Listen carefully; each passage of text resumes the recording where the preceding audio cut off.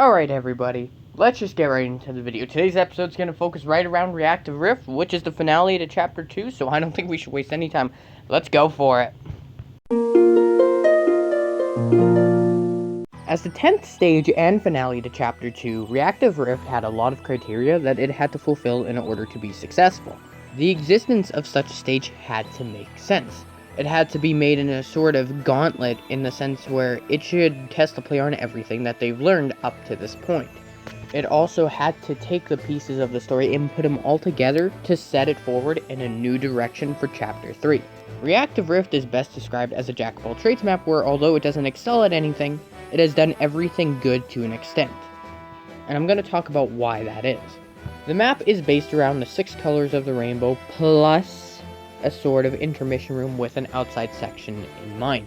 The first room is the red room, which is based around speed. Next is the orange room, which is based around blindness. The room following is the yellow room, which is based around basic parkour. The fourth room, being green, is based around vines. The fifth room is blue and is based around water. And the last room is purple and is based around jump boost and intense platforming. The idea behind these sections is that there's a little bit of variety and different kind of tests that you have to complete in order to proceed. This type of model, albeit isn't great, it does make thematical sense in a stage with this idea in mind. Conceptually, it does work pretty decently for a stage like this.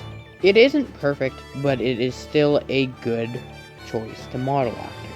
It's also worth noting that the difficulty here is spiked up a little bit, but as a finale to a chapter, that also is appropriate here too.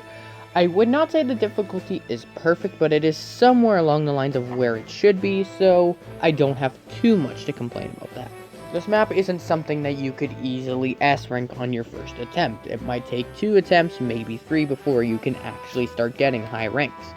But I like that the map is able to serve that purpose because as a finale, it shouldn't be easy. And I like how it has a sort of different take on a finale as opposed to Parkway Pier. Parkway Pier was designed with the idea of making things simple and celebratory. This map, rather, wants to be a little bit harder and wants to take everything that you've done before and amplify it and see if you are worthy to proceed. I would say it's definitely a healthy contrast between the two, and I don't have too much of problems with either. While the difficulty is sound, I'd like to talk about the quality of each room individually.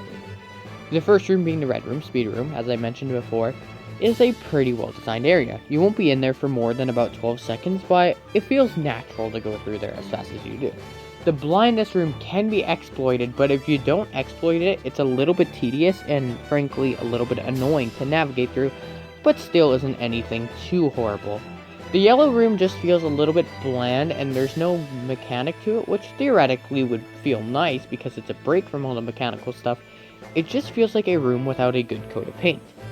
The vine room, although it is liked, I would say from personal experience that it's a little bit too slow-paced for my liking, and I think we could have improved it a little bit. The water room, albeit fun conceptually, is an okay room overall. It's a little bit tedious to navigate through, but the mechanics of it could be used in a more fun way. And as for last, the purple room. And the purple room is a great room overall, probably one of my favorites. The reason why I feel this way is although it is harder than the last 5 rooms, it succeeds in feeling like a spectacle and as a sort of final test. It feels appropriate for what it is, and I like that the difficulty stepped up a little bit, but not obnoxiously. Even though the rooms are a mixed bag as far as quality goes, the good does outweigh the bad. There's not too much bad to be had here because even if there is bad rooms, those bad rooms don't last a very long time, so it doesn't leave much of a negative impact. But the same could be said for the good or even great rooms because they don't last long either, so they don't leave a huge positive impact either. As a whole, the rooms are still a good selection of things to experience, just not great. I would like to talk about how Reactive Rift is a spectacle and a story that is being told. There was an entire encompassing story up to this point that we haven't touched upon because it was never a big part of these videos. But let me just go through everything real quick. In Altitude Arc, the idea is that you are being sent up to infiltrate the space base, being known as Cyber Colony, to stop this time experiment from coming through. And then after that, you fall to the nature core known as Elemental Entry and escape, leading you to Mossy Mountain, and then you are able to return home, which is in Parkway Pier. Upon arriving home, you see a note from your dead girlfriend named Annie that she is in Jewel Junction and she's grabbing gems. You go to chase her down and there's no sign of her, and instead she leads you to an oasis with another note, the oasis being known as Sparkling Springs. After that, Annie leads you to Casting Contrails, where it is definitively revealed that you as a player killed Annie in a situation where it was either your life or hers that had to end.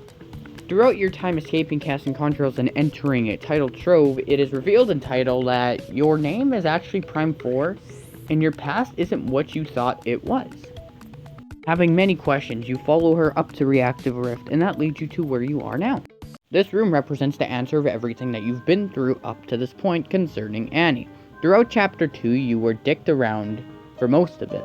It was a wild chase, and you finally caught up to her. And you caught up to what made her the way she is now. She died, but here she is now, and she's psychotic. That very thing in the middle of the room that you see on screen is to explain everything. The core. And now, you have to destroy it.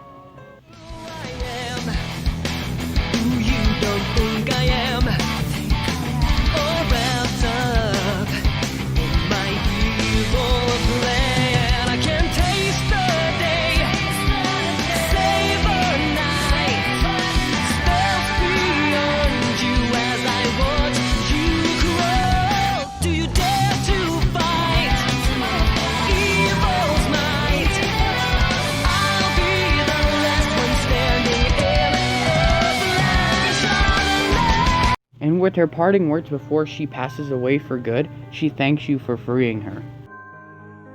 And thus ends Chapter 2. Chapter 1 and Chapter 2 have two different identities as far as endings go. Chapter 1 wanted you to feel great about yourself and kick back and relax to a very easy stage. Chapter 2 wanted to tell a compelling story as a sort of reward for the player and all their efforts getting to this point in the game. Though it isn't a mastery of a story, it still feels like it's good enough closure to propel the story forward and in a new direction. This arc has officially ended, and you completed what you set out to do for this chapter. Congratulations. Reactive Rift from a gameplay aspect isn't great by any means, but it is still successful at providing the player with variety and challenge. And though it isn't perfect, what makes up for the losses in gameplay is the compelling story that this map provides. It makes it engaging and it makes it feel like it was worth something. I don't believe for a second that Reactive Rift is in fact an S+ tier stage because of its story, but it definitely has a part to play as one of the great stages. Not amazing, not perfect, but great. A stage that does suffer from a few flaws, but does have a lot of greatness to go around if you are willing enough to see it all in action. Thank you all for coming to watch me make this review. This was a bit of a harder one to make. The editing was definitely more difficult than I anticipated. Though I am not great with keyframing, as you probably saw throughout the video, it's still worth a try, and there's only one way I'm going to get better, so I'm very excited to get into Chapter 3. That's going to have a lot of good stages to it, and it's actually going to be our final portion of Season 1, because we remember, we lost stages 16 to 20. So, we're just doing 11, 12, 13, 14, 15, and then that's it for Season 1. That's all we got left. So, it's a little bit sad that we have to stop the Season 1 videos, but it is the way it is. So, next up, Enchanted Egress.